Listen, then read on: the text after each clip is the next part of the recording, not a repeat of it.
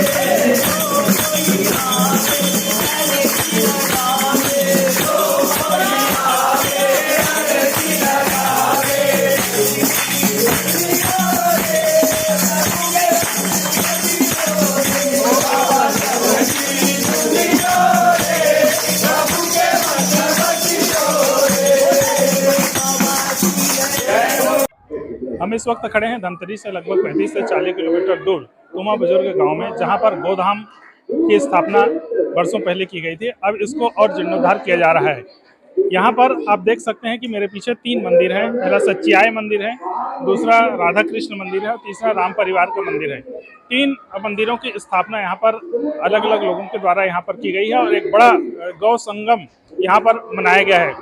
हर्षोल्लास से यहाँ पर सारे कार्यक्रम रखे गए हैं। 28 तारीख से यह कार्यक्रम प्रारंभ हो गया था और रविवार को 3 मार्च को इसका हवन पूजन के साथ प्राण प्रतिष्ठा समारोह हुआ। इसके अलावा यहाँ पर गौ संगम का आयोजन किया गया है, जहाँ पर बड़ी संख्या में लोग यहाँ पर प्रचारक पहुँचे हुए हैं, व्याख्यानकर्ता पहुँचे हुए हैं और अन्य जिलों से भी लोग बड़ी संख्या में यहाँ पर पहुँचे हैं। आप चारों तरफ देख सकते हैं कि एक मेला सा, एक उत्सव सा यहाँ पर माहौल है और लोग इस गौधाम में पहुँच करके इस तुमा बुजुर्ग की संस्कृति जो है यहाँ पर की लोग समझ रहे हैं और गौधाम में किस प्रकार की गौ की सेवा की जाती है, गौ के प्रोडक्ट क्या क्या हैं, यहाँ पर सारी कुछ कार्यक्रम को समझ रहे हैं। मंची कार्यक्रम भी यहाँ पर जारी है, जहाँ पर अलग अलग वक्ता व्याख्यान दे रहे हैं।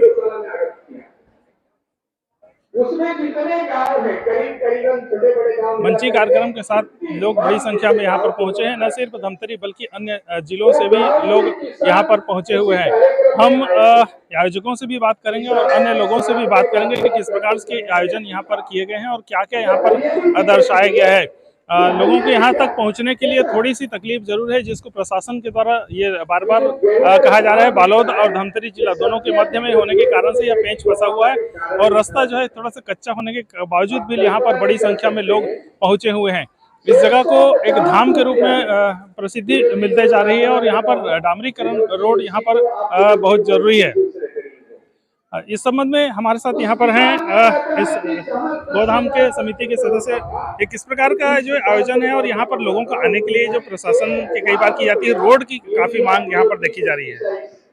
एक्चुअली में क्या है, ये फॉरेस्ट का रोड है और फॉरेस्ट मतलब सेंट्रल से लगा हुआ है। ये इसकी एक कमेटी होती है जिसको एक योजना होती है, तो हम मांग किए हैं कि वनगमन जो यात्रा है, राम वनगमन यात्रा, जो छत्तीसगढ़ में इधर भी राम भगवान आए थे, विराजमान किए थे, जो अपने विश्रामपुरी बोलते हैं, वहाँ पर उनका विराजमान हुआ था, विश्राम किए हुए थे।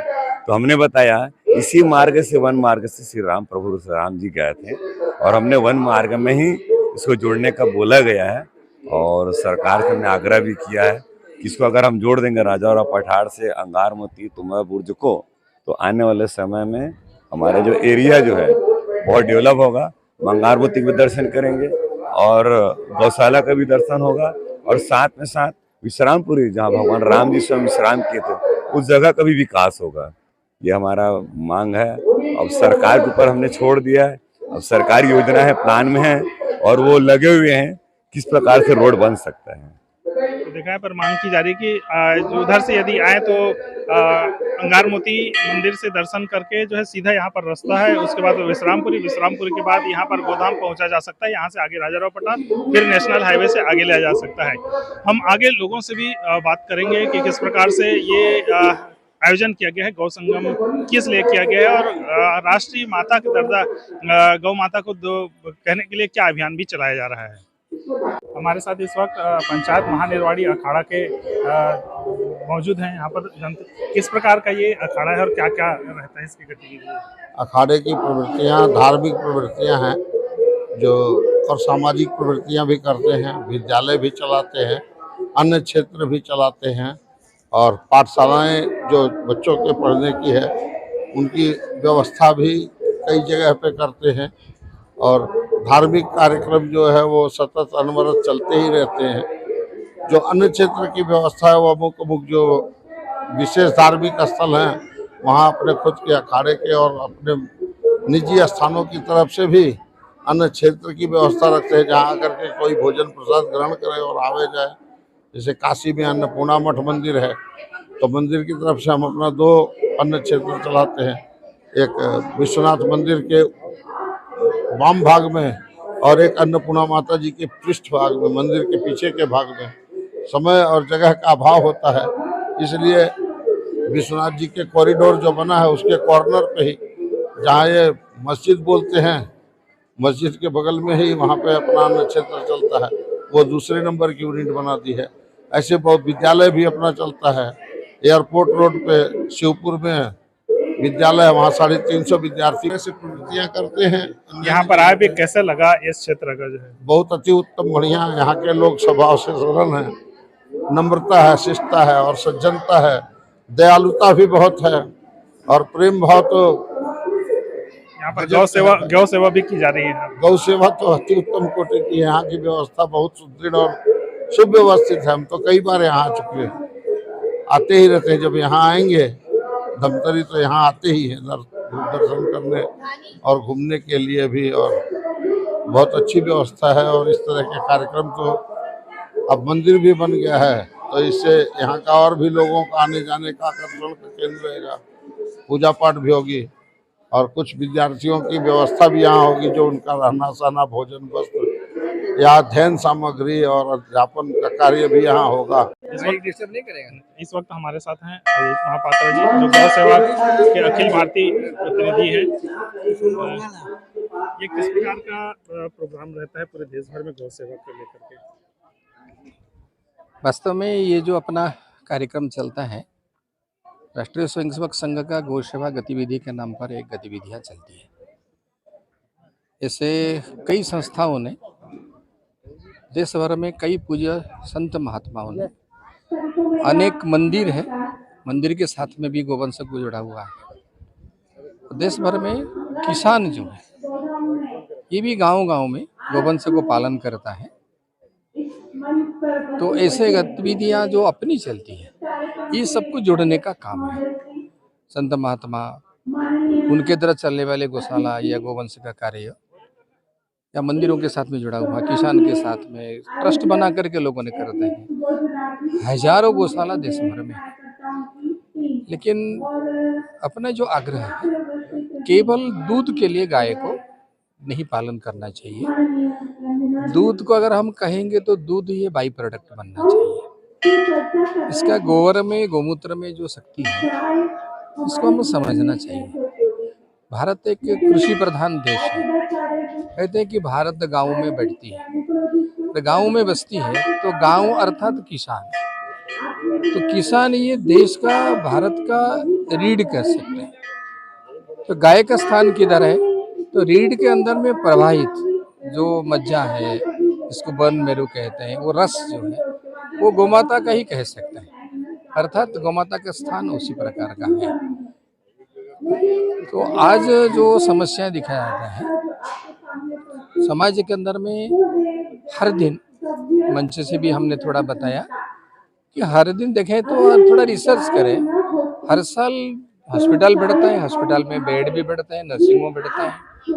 कहीं ना कहीं नया नया वायरस 1-2 साल 3 साल के अंदर में आता है और बड़ा कष्ट देता है। कोरोना गया तो कोरोना ने एक जो मैसेज दिया, कोरोना ने बताया कि अगर आपके शरीर में प्रोटेक्शन पावर्स, आपकी शारीरिक शक्ति ठीक है, प्रतिरोधक शक्ति ठीक है, तो कोई भी वायरस आपको परेशान नहीं कर सकता। नहीं है तो फिर हम परेशान होते हैं, अस्पताल में जाते हैं, या विशेष हो तो हम मृत्युवरण हो जाते हैं। अनेक लोग भी चले गए। तो ये जो प्रोटेक्शन पावर कहते हैं या प्रतिरोधक शक्ति कहते हैं, आता कहाँ से? खान पान से आता है, जल से आता है, वायुमंडल की शुद्धता से आता है। तो वायुमंडल को शुद्ध करना, जल की शुद्धता और विशेष करके भूमि की उर्वरा शक्ति ठीक है, तो वहाँ पैदावार जो होगा, जो हमको फल फूल मिलेगा, हमको जो कुछ भी अनाज मिलता है, दाल मिलता है, सब्जियाँ मिलती हैं, वो हमारे लिए उपयोगी है, जो कि यूरिया, डीएपी, पेस्टिसाइड से नहीं हो सकता। ये सत्य सिद्ध प्रमाण है, भारत को केवल नहीं है, सारा दुनिया को पता है। लेकिन जो करते हैं उसको व्यापारिक ढंग से करते हैं, उनके उद्देश्य अलग है और इसी कारण से रोग होता है। अगर भारत को रोगमुक्त करनी है तो हमको अच्छा अन्न युक्त भारत बनानी पड़ेगी। रोग भारत में अगर आर्थिक स्थिति को बदलनी है तो भारत को भी अन्न के साथ साथ में एक सामर्थ्यशाली युक्त बनानी पड़ेगी, जिसमें हमें गाय के माध्यम से खरीद सकते हैं। कत्ल खाने अभी भी चल रहे हैं, बंद होने का नाम नहीं ले रहा है। इस पर कोई कदम उठाया जाता है? कत्ल खाना चल रही है, हम गाय वहाँ पहुँचाते हैं इसलिए चल रही है। अगर गाय घर से नहीं निकलेगी, गौशाला से नहीं निकलेगी, गोवंश कह सकते हैं आप, बैल हो, नंदी हो, अगर वो नहीं निकलेगी तो कहाँ कत्ल खाना चलेगी? आप सोच लीजिए, अगर आप दाल की खरीदारी नहीं करेंगे तो दाल कभी नहीं रखेगा व्यवसाय। लोगों को ध्यान है कि गाय बूढ़ी हो गई तो हमको कोई आवश्यकता नहीं है, लेकिन एक बूढ़ी गाय का भी अगर गोबर गोमूत्र को हम संग्रह करते हैं, हमको बहुत अच्छी खास रुपया उसके जीवन काल में दे सकती है। अगर बूढ़ी गाय दे सकती है, बूढ़ा बैल दे सकता है, तो फिर ये दूधी वाली गाय जो है वो क्यों नहीं दे सकता, बैल क्यों नहीं दे सकता? तो उसके उपयोग के विषय हमको पता चलना चाहिए। थोड़ा अगर इसका प्रोसेसिंग हम जानते हैं तो एक भी बूढ़ी गाय का, अपने पूजनीय सरसंघ चालक थे सुदर्शन जी सभी चीफ मिनिस्टर को मिले, अलग अलग प्रकार की पार्टी के लोग थे, सभी चीफ मिनिस्टर को यही ग्राम और गौ सेवा, ये दोनों विषयों को लेकर मिले कि कैसे हो सकता है, अपने गांव कैसे हो सकता है और वहाँ पर गोधन का कैसा सरलता से हम समाज को शक्तिशाली बना सकते हैं। उन्होंने सबके साथ बातचीत किया, 2 घंटे 3 घंटे भी बातचीत किया, वातावरण बनाया। तो ऐसे ही राष्ट्रीय स्वयंसेवक संघ का दावा भी है, जो गतिविधि का काम चलता है, तो इसका है कि हम थोड़ा सा प्रशिक्षण लेंगे। प्रशिक्षण के लिए बहुत समय भी नहीं चाहिए। अगर 2-2 3 का प्रशिक्षण 3-4 बार आपने ले लिया तो पूर्ण जीवन के साथ साथ में ये हो सकता है। और गोवंश की जो बीमारियां होती है ये एलोपैथिक दवाई से ही हो सकती है, ऐसा प्रमाणित नहीं हो पा रहा है, लेकिन देसी दवाई से, आयुर्वेद से, होम्योपैथिक से, बड़ा सरलता से, कम पैसे में आराम से हो सकता है। तो इस ये थे हमारे साथ महापात्र जी, जिनका कहना है कि गोवंश को हमको समझना पड़ेगा और लोग यदि उसकी उपयोगिता समझें, उसके प्रोडक्ट समझें, चाहे मूत्र हो, चाहे गोबर की बात हो, लोग सिर्फ दूध लेने तक ही उसको रखते हैं, उसके बाद उसको छोड़ देते हैं ताकि वही कत्ल खाने पहुंच जाती है। लेकिन हमको समझना होगा और प्रशिक्षण लेकर उनकी सेवा करनी होगी, तभी जो है भारत एक समृद्धशाली राष्ट्र बन सकता है। संदेश दे रहे हैं। आज यहाँ गौ सेवा संगम एक आयोजन इसलिए किया गया था कि पूरे क्षेत्र में बहुत सारी गौ माताएं हैं, लेकिन हम लोग प्रॉपर तरीक़े से गौ माता का कैसे क्या रख रखाव करें और हमारे जीवन में गौ माता का क्या महत्व है, इससे कई लोग अनजान हैं। हमारा बचपन यानी गर्भ में जब आ जाते हैं, जब से लेके अपने जीवन के अंतिम दिन तक गौ माता से हम जुड़े हुए हैं। किसी न किसी रूप में गौ माता का कुछ न कुछ भाग हमारे हिस्से में आ रहा है, लेकिन हम गौ माता के प्रति उतने जागरूक नहीं हुए हैं। कई चीज़ों को लेकर माँ अंगारमती गौधाम समिति का गठन किया गया, यहाँ गौधाम बनाया गया और उसके बाद एक बड़ा रूप ये देने का रहा कि हम तीनों जिले से कांकेर, बालोद और धमतरी तीनों जिलों के लोगों को पर्टिकुलर जो गौशाला से जुड़े हुए हैं उन सबको आमंत्रित किए कि वो लोग आए और कैसे क्या गौपालन करना है, गौशाला का रखरखाव करना है, उसको बताएं हम लोग। और यहाँ पर हमने 3 मंदिरों का भी स्थापना किया। उसके पीछे ये उद्देश्य था कि इसको हम एक शक्ति पीठ के रूप में, शक्ति क्षेत्र के रूप में विकसित करना चाहते हैं। रामगमन मार्ग है ये। यहाँ पर आदिकाल में गायों का चरागाह था, ऐसा कहा जाता है। तो यहाँ पर 3 मंदिर, राधा कृष्ण मंदिर, राम दरबार और माता संचाय का मंदिर का स्थापित किए। लोगों को इस क्षेत्र के लोगों को कई किस्म के जैसे कई लोग आ जाते हैं, लूट लेते हैं, ये पूजा करना है, वो पूजा करना है, ये करना है। हमारा प्रयास होगा आपका जिस प्रकार का भी दोष हो, उस दोष को दूर करवाने के लिए यहाँ हवन करवाया जाएगा और वो पूर्णतः निःशुल्क रहेगा। यहाँ एक आचार्य रहेंगे, वो आचार्य बताएंगे कुंडली देख के, बाकी चीज देख के कि आपको क्या बीमारी है। वैद्यराज यहाँ पे रहेगा, डॉक्टर एक आएंगे, सब तरह से प्रयास होगा कि यहाँ लोगों को सुविधाएं मिल सके। ये प्रयास है। आयोजन किया गया। हम गौ माता की जय, गौ हत्या बंद हो की जो हम बातें करते हैं, मगर वो व्यावहारिक रूप में हम अपने जीवन में नहीं ला पाते। तो जब तक हम अपने जीवन में इन विषयों को नहीं लाएंगे तो गौ हत्या कैसे बंद होगी। और हम सब लोगों के लिए दुर्भाग्य है कि सनातनियों के देश में जो गौ को अपनी माता मानते हैं, 33 करोड़ देवी देवता के बाद बोलते हैं, और उनके देश में गौ माता की हत्या होती है। गौ माता सड़कों पे है, तो जिसे हम माता बोलते हैं, देवी बोलते हैं, वो सड़कों पे क्यों है। तो इन विषयों के बीच आत्ममंथन करने के लिए समाज के बीच में एक गौ सेवा संगम ऐसा हम कार्यक्रम कर रहे हैं, जहाँ गाय का पूरा विषय, गाय का पूरा महत्व समाज के बीच में रखा जाता है कि गाय का जो पंचगव्य है वो समाज के लिए कितना उपयोगी है। आज खाली दूध नहीं, उसका गोबर और गोमूत्र भी अमूल्य है। और गोबर गोमूत्र आधारित खेती बंद होने का आज दुष्परिणाम है कि हम बैलों को छोड़ दिया और ट्रैक्टर पे आ गए। तो आज उस ट्रैक्टर के कारण किसान आत्महत्या कर रहा है। देश में जितनी भी आत्महत्या हो रही है, और अगर आप उसका आकलन निकालेंगे तो 99% किसान वो हैं जो ट्रैक्टर का लोन नहीं चुका पाते, इसलिए वो आत्महत्या करते। तो आज किसानों की आत्महत्या का मूल कारण ट्रैक्टर है। 1 एकड़, 2 एकड़, 5 एकड़ का किसान है, उसको ट्रैक्टर की आवश्यकता नहीं है। 2 महीना काम करता है ट्रैक्टर और 10 महीना खड़ा रहता है। तो आज ट्रैक्टर के कारण किसान कर्जदार हो रहा है। तो बैल को हमने छोड़ा, किसान कर्जदार हुआ, किसान आत्महत्या की तरफ जा रहा है। फिर गोबर को हमने छोड़ा और रासायनिक खाद को हमने उपयोग करना शुरू किया। तो आप देख रहे हैं वो कभी दिल्ली बॉर्डर पे, तो कभी और कहीं किसान आए दिन वो कर रहा है कि भाई हमको मूल्य बराबर नहीं मिल पा रहा, मूल्य बराबर नहीं मिल पा रहा, सरकार हमारे उपज की खरीद। अरे कौन सा पहले सरकार खरीदा करती थी? और किसान ही इस देश की अर्थव्यवस्था का आधार आज से नहीं, सदियों से रहा है। तो वो आधार वापस होना चाहिए। तो किसान जो खेती करता था वो गो आधारित खेती करता था, गाय के गोबर और गोमूत्र से खेती करता था, और वो जो उपज रहती थी उसको बराबर मूल्य मिला करता था। मगर आज वो रासायनिक खेती करता है, खाद और यूरिया इस स्तर पे डालता है कि वो खुद उस चावल को नहीं खाता, उस अनाज को नहीं खाता, और मंडियों में बेचता है। और ज्यादातर अनाज आज शराब बनाने के काम आ रहा है। विदेश में हम बराबर अनाज एक्सपोर्ट नहीं कर पाते क्योंकि हम इतने पेस्टिसाइड का उपयोग करते हैं कि वो भी हमारे यहाँ का अनाज को खाना पसंद नहीं करते। तो किसान को वापस गोबर गोमूत्र की तरफ जाना पड़ेगा, गो आधारित खेती करना पड़ेगा, क्योंकि आज रासायनिक जो उपयोग हो रहा है उसका दुष्परिणाम हम अपने शरीर पर देख रहे हैं कि आज हमारी रोग प्रतिरोधक क्षमता समाप्त होती जा रही है और हर बीमारी के प्रति हम तेजी से कोई भी बीमारी आती है और हम बीमार हो जाते हैं। तो वापस हमारे शरीर को मजबूत करने के लिए गो आधारित खेती आवश्यक है। ये विषय हम समाज के बीच में बता रहे हैं। किसानों को गो आधारित खेती का प्रशिक्षण दे रहे हैं।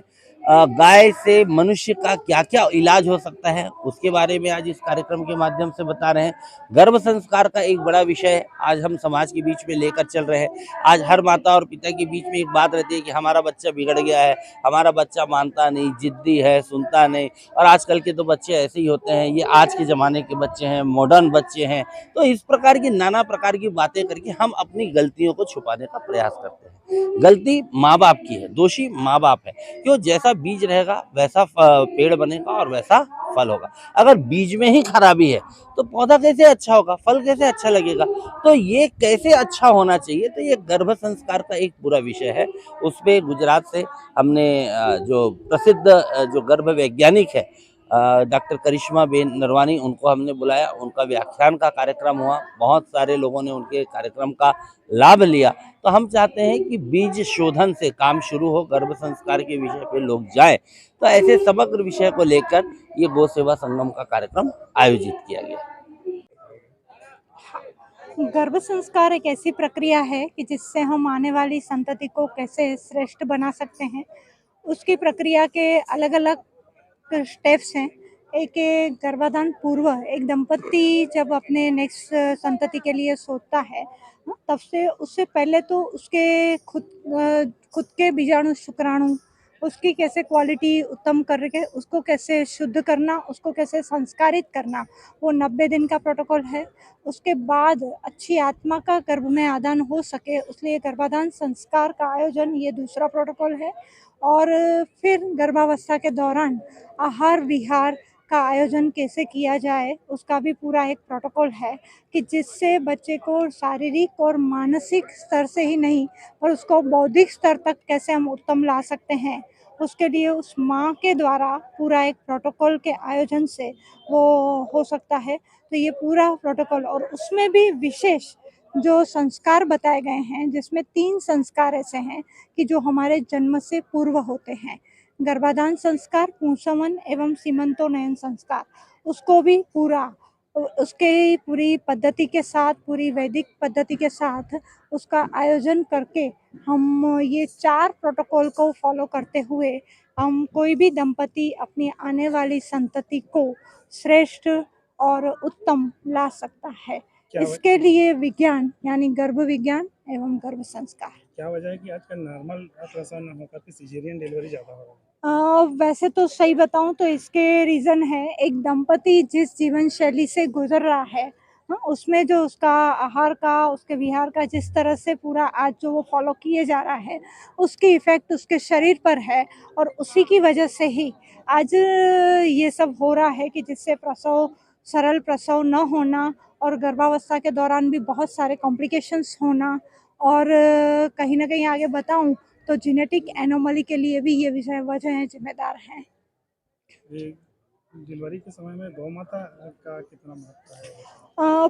वो बहुत ही बड़ा रोल है गौ माता का। अगर मैं बताना चाहूँ तो गर्भाधान से पूर्व अगर बीज को उत्तम बनाना है तो भी उसमें बड़ा हिस्सा गव्यों का है।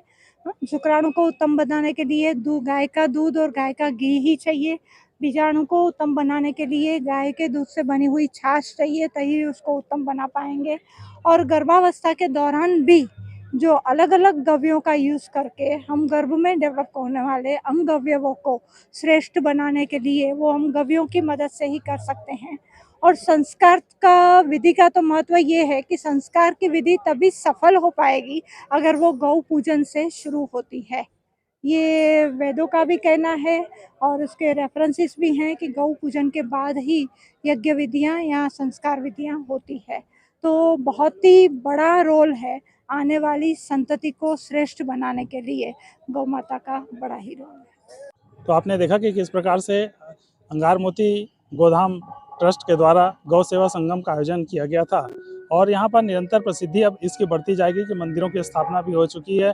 आप देख सकते हैं कि यहाँ पर चारों तरफ गायों को रखा जाता है, पालन पोषण किया जाता है और जो है इसकी सेवा भी की जाती है इस ट्रस्ट की। ज़्यादा इसमें से ज़्यादातर गायें जो है सिर्फ सेवा के लिए ही है। बहुत कम गाय ऐसी है जिनका दूध यहाँ पर मिल पाता है लोगों को और यहाँ पर निरंतर सेवा इनकी की जाती है। बड़ी संख्या में यहाँ पर ट्रस्ट के द्वारा गायों की सेवा की जाती है। बड़े आतुर होकर के ये गायें देख रहे हैं। देखो आखिरी छोर तक जो है गाय गौवंश यहाँ पर है। तो इस प्रकार से हमको यदि गौ माता को राष्ट्र की माता का दर्जा देना होगा तो हमको इनको सेवा करनी होगी, और इनके द्वारा जो गव्य निकलते हैं, गोबर हो जो है मूत्र हो, इनका उपयोग यदि व्यक्ति करे तो वाकई स्वस्थ रह सकता है। यही बताने की कोशिश इस मंच के माध्यम से और इस आयोजन के माध्यम से अंगार मोती ट्रस्ट के द्वारा की गई है।